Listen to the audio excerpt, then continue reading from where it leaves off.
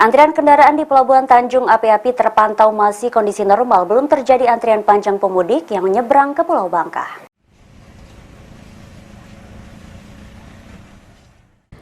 Antrian kendaraan di Pelabuhan Tanjung Api-Api terpantau masih kondisi normal, belum terjadi antrian panjang pemudik.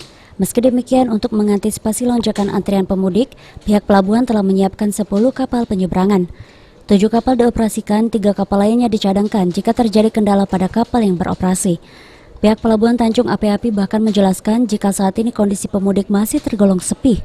Menurut informasi yang didapat, jika jumlah pemudik lebih banyak dari Mentok ke Tanjung Api-Api. Ya, pemirsa Palembang TV dapat kami laporkan bahwa situasi kondisi di Pelabuhan Penyeberangan Tanjung Api-Api untuk penyeberangan ke Mentok saat ini kondisinya masih terpantau cukup ramai, namun tidak terlalu padat. Pihak pelabuhan sendiri telah menyiapkan 10 kapal yang beroperasi mulai dari subuh ke pagi hari.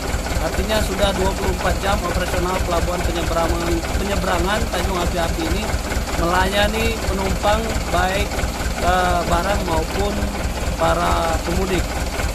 Demikian kami laporkan dari Pelabuhan Tanjung Api-Api. Kepala UPTD Pelabuhan Tanjung Api-Api melalui Kepala Pelabuhan Zulkarnain memprediksi puncak pemudik baru akan terjadi pada Sabtu malam dan hari Minggu. Sulaiman Paltu,